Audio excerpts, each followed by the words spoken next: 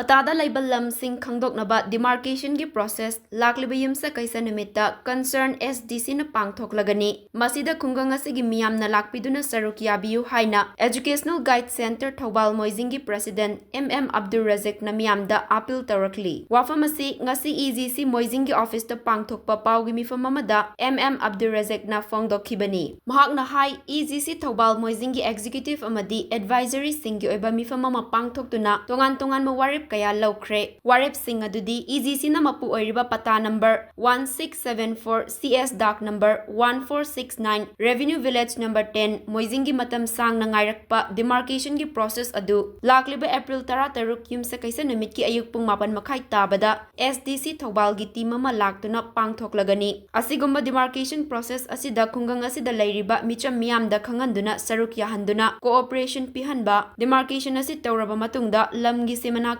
Khangdoklaga EGC na sinduna Pangthokkiba Meeyamgi mifamda lauthokkiba warep ki matung inna EGC ki patalen asida mathau taba lambi Saruk khara Meeyamgi oiba water supply scheme sabaga mari leinana Meeyamgi apamba matung inna pithokpa hainasu warep laure hairi maramasina lakliba yumsa kaisa nimita Pangthokadariba demarcation process asida khungang asigi Meeyamna Saruk Yabiyu haina Abdul Razak na Phongdokhi Educational Guide Center EGC Thobal Moijingi executive member sing amadi advisory singi oiba apunba mifam ama pangthokhi maduda makhagi warep sing ase mot amato aina pass tawki ahanbada EGC na mapu oiriba lamgi pata number 1674 CS dak number 1469 Revenue Village number 10 Moijing gi mafam ase matam sangna ngairakpa demarcation gi process adu lakliba tang 13 tha mari 2025 numit ayuk ki pung mapan makhai taba matamda concern SDC Thobal gi team amana pangthokpiragani demarcation asibu mapung phana mahai yalhanbinaba akoibata leibiriba lamgi mapusing amadi praja singda cooperation pibinaba haijaba haina yanare maramaduna lamgi akoibata leibiriba lamgi mapusing amadi praja singna cooperation pibinaba EGC gi maikaidagi haijeri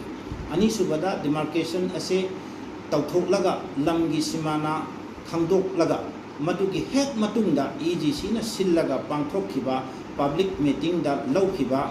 resolution ki matung inna EGC ki patalen asigi darkar oba lamgi Saruk khara water supply scheme sabaga mari leinana public interest ta pinanabagi athubada thorang tawba hainasu yanare